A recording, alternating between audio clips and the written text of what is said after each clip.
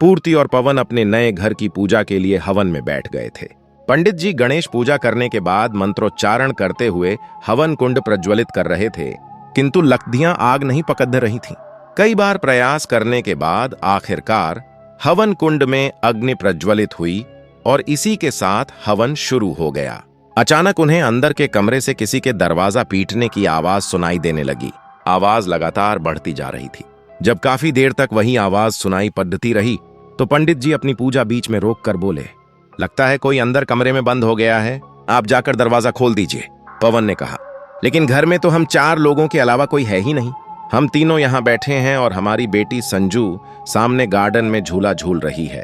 तभी एक बार फिर से दरवाजा खटखटाने की आवाज आने लगती है और साथ ही किसी के रोने की आवाज भी सुनाई दे रही थी। पंडित जी ने कहा, मेरे कहने से आप एक बार देख आइए, कोई तो जरूर अंदर है, ये मेरा वहम नहीं हो सकता। पंडित जी की बात सच ही थी। दरवाजा पीटने की आवाज तो लगातार पूर्ति को भी सुनाई पड़ डीडीएच रही थी। इसलिए वह उठकर अंदर गई और सभी कमरों का दरवाजा खोलकर चेक करने लगी, लेकिन उसे वहां कोई नहीं मिला। वह वापस आई तो पवन ने कहा, तुम पूजा में बैठो, कुछ नहीं है वहां। पवन के कहने से पूर्ति फिर से पूजा में बैठ जाती है। पूजा खत्म होने के बाद पंडित जी ने पवन और पूर्ति को अकेले में बुलाया और कहा, बेटा थोड़ा सावधान रहना, आपके साथ छोटा बच्चा है और यह घर मुझे कुछ ठीक नहीं लग रहा। इतने सालों में कभी किसी के यहां मैंने इतने अपशकुनों को एक साथ होते नहीं देखा। आपका नारियल, यहां तक कि गंगा जल भी काला और बदबूदार हो गया था।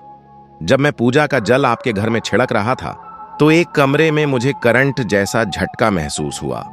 मुझे तो लगता है जरूर इस घर में कोई नकारात्मक ऊर्जा है। पवन ने कहा, देखिए पंडित जी, हम पूजा पाठ में तो मानते हैं, लेकिन प्लीज इस तरह का वहम मत डालिए मेरी पत्नी के दिमाग में। नारियल खराब होना कौन सी बड़ी बात है। पवन की बात सुनकर पंडित जी बिना कुछ कहे वहां से चले जाते हैं। पूर्ति और पवन की शादी को 8 साल हो गए थे, लेकिन उनकी गोद अभी तक सूनी ही थी। अपनी सूनी गोद को भरने के लिए उन्होंने शेल्टर होम से एक बच्चा गोद लेने का मन बना लिया था।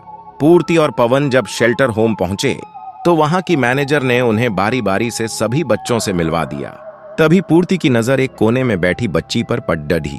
पूर्ति ने पूछा, लेकिन यह बच्ची इतनी गुमसुम क्यों है? मैनेजर ने बताया, इसने अपने माँ बाप को अपनी आंखों के सामने मरते हुए देखा है। जब से यहां आई है ऐसी ही है।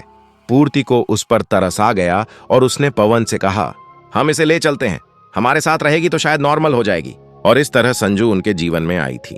घर आकर पूर्ति ने पवन से कहा था, संजू आज पहली बार हमारे घर आई है, क्यों ना इस मौके पर हम एक पूजा रखवा लें।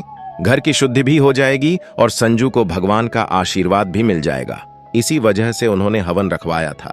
हवन खत्म होने के बाद शाम को पूर्ति ने संजू के स्वागत में एक चॉकलेट केक बनाया। वह केक लेकर जैसे ही संजू के पास जाने लगी, अचानक उसके हाथ से केक की प्लेट छूटकर जमीन पर गिर गई। पूर्ति ने देखा कि नीचे गिरे हुए केक पर खून लगा हुआ था। वह कदमों से केक के पास गई और अपने हाथों से उसे पलटकर देखने लगी। केक के अंदर गंदे पीले कीड़े रेंगते हुए दिखाई दे रहे थे, जिन्हें संजू वहां आकर बड़े चाव से खाने लगी। यह सब देखकर पूर्ति को उल्टी जैसा महसूस होने लगा और उसने घबराते हुए तुरंत पवन को फोन लगाया।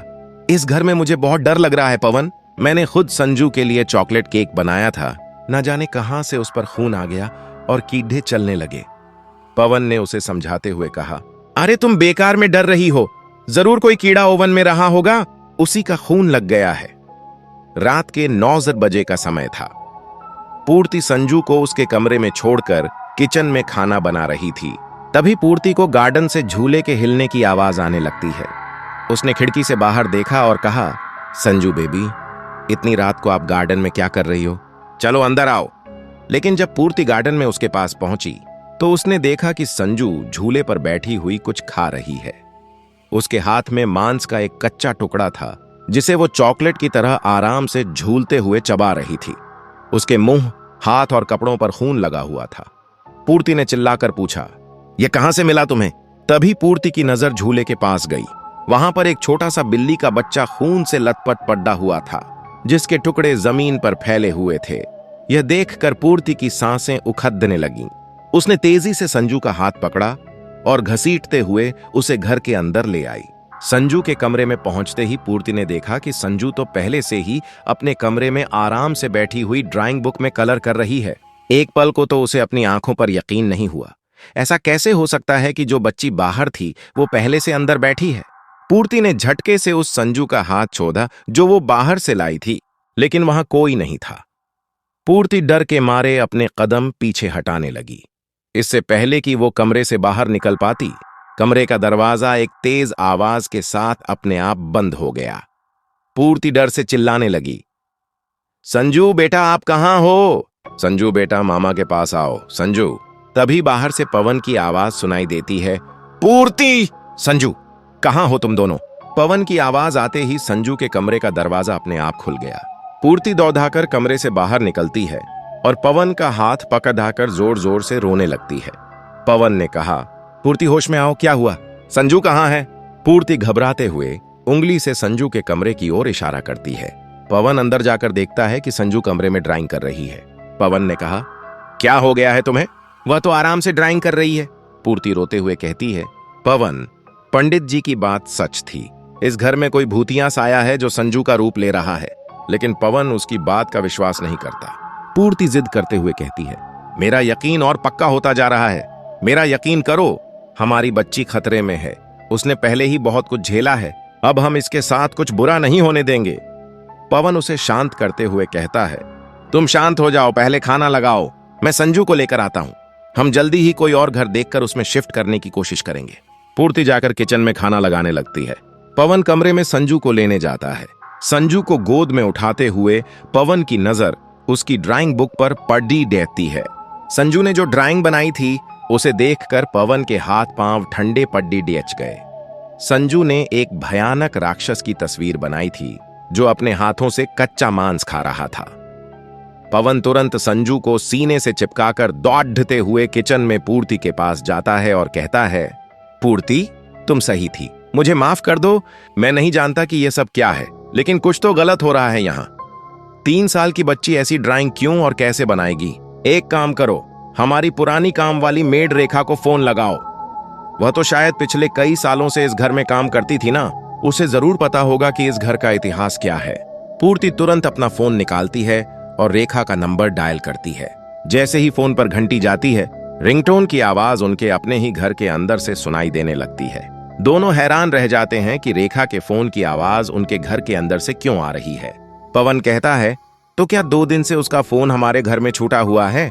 दोनों उस आवाज का पीछा करते हुए उसी कमरे के पास पहुंचते हैं जिसका दरवाजा दोपहर में हवन के वक्त अपने आप खटखटा रहा था।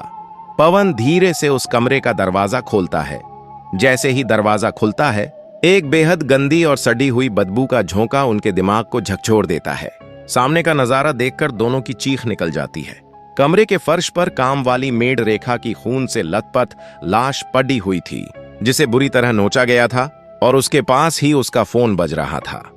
अब उन्हें समझ आ गया था कि इस घर में जो कोई भी नकारात्मक साया है उसने रेखा को मार डाला था, और दोपहर में हवन के वक्त जो दरवाजा पीटने और रोने की आवाज आ रही थी वह असल में मरने से पहले रेखा की ही आत्मा थी जो उनसे मदद मांग रही था।